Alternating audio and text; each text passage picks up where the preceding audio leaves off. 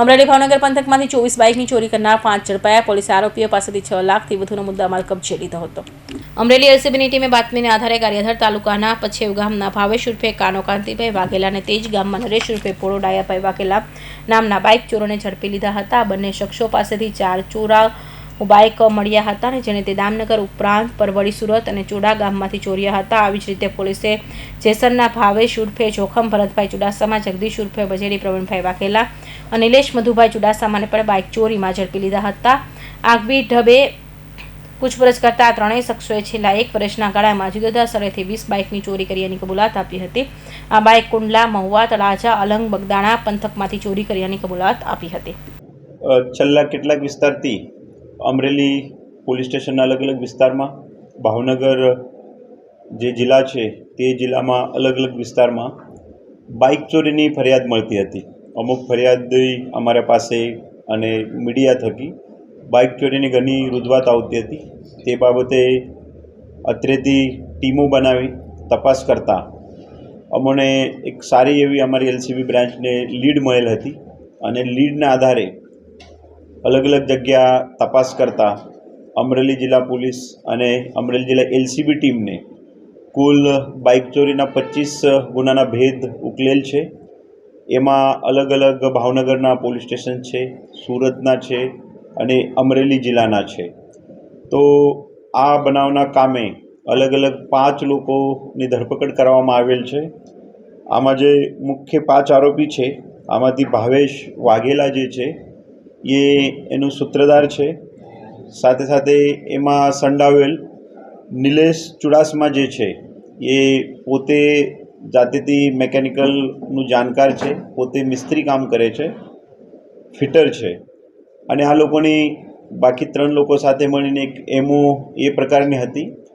Bus stop હોય અથવા માર્કેટની જગ્યા હોય, હોસ્પિટલ્સ હોય, તે જગ્યાથી જે બાઇક પાર્ક કરેલ હોય તે જગ્યા સમય જોઈને આ લોકો જેમાં ગાડીમાં ચાવી લગાવેલી હોય તે બાઇક અથવા આમાં જે એક મિસ્ત્રી છે એ જે ગાડીમાં ચાવી પણ ના હોય એમાં અલગ અલગ ચાવી આ લોકો જોડે હોય છે, એના થકી એ લોકો બાઇકની ત્યાંથી ઉઠામણ કરીને લઈ જતા હતા.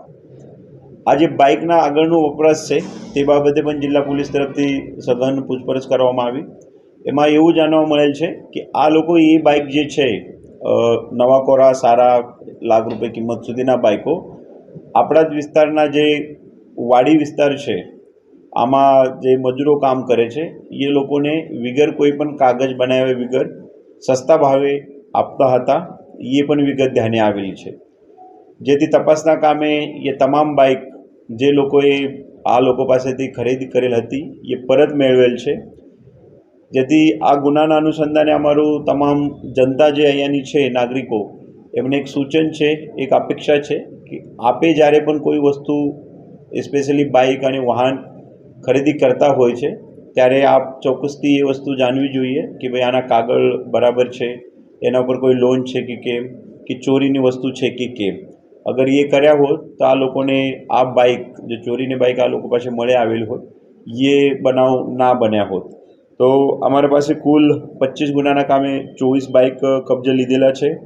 ગુનામાં જે અલગ અલગ વિસ્તાર છે, દામનગર પોલીસ સ્ટેશનના ગારિયાધર, સુરતના Uttarayan, Palitana, Savarkundla town, Savarkundla rural, Mahuva town, Mahuva rural, Talaja, Alang, Bagdana, આમ કરીને અલગ અલગ પોલીસ સ્ટેશનના અલગ અલગ ફરિયાદના કામે જે મુદ્દામાલ છે અને જે ચોર છે એમને પણ પકડી પાડવામાં આવેલ છે. સાથે સાથે અમારી જિલ્લાવાસી તરફથી એ પણ અપેક્ષા છે આપના સાથે કોઈ પણ બાઇક ચોરીના અથવા અન્ય ચોરીને બનાવ બને, બાઇક ચોરી, મોબાઈલ ચોરી, તો તાત્કાલિક દાખલ પણ કરવું જોઈએ. હવે બાઇક ચોરી, વાહન ચોરી અને મોબાઈલ ચોરી તો ઓનલાઈન EFIRના માધ્યમથી પણ દાખલ થાય છે. તો જિલ્લા પોલીસના એક ધ્યાને રહે કે કઈ વિસ્તારમાં મોટા પ્રમાણમાં ચોરી બને છે, કઈ વિસ્તારમાં કેવા પ્રકારની ચોરી બને છે, જેના થકી આપણે રિપોર્ટિંગ થાય તો ત્યારબાદ પકડવા માટે અને મહેનત કરવા માટે પણ જિલ્લા પોલીસને વધારે સરળતા રહેશે. તે માટે તમામ નાઓને અમારી અપેક્ષા પણ છે કે એ રીતના એ પોલીસને સાથ સહકાર આપે. બતાવો. આમાં જે હાલના એ જે આરોપી છે, આમાં અલગ અલગ આરોપીની પ્રોફાઇલ જોતા હાલના જે ગુનાના કામે આપણે બાઇક ચોરીની વિગત મળેલ છે, પણ ભૂતકાળમાં આમાં અમુક આરોપી જે છે ઘરફોડ ચોરી જે છે રાત્રેની દિવસની એમાં પણ સંડાવાયેલા ભૂતકાળના ગુનામાં છે, પરંતુ હાલ પૂરતા એ લોકો બાઇક ચોરી સાથે મેઇનલી સંડાવેલ છે.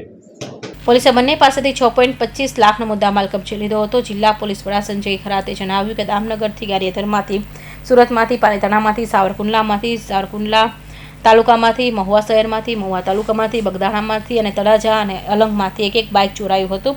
દરમિયાન ભાવેશ ઉર્ફે જોખમ ભરત ચુડાસમા ભૂતકાળમાં મહુવા સેસર અને પાલિતાણા પંથકમાં જુદા જુદા 5 ગુનામાં સંડોવાયેલો હતો, જ્યારે જગદીશ પ્રવીણ વાઘેલા મહુવા, ભાવનગર, વડા અને જેસરના જુદા જુદા 5 ગુનામાં સંડોવાયેલો હતો.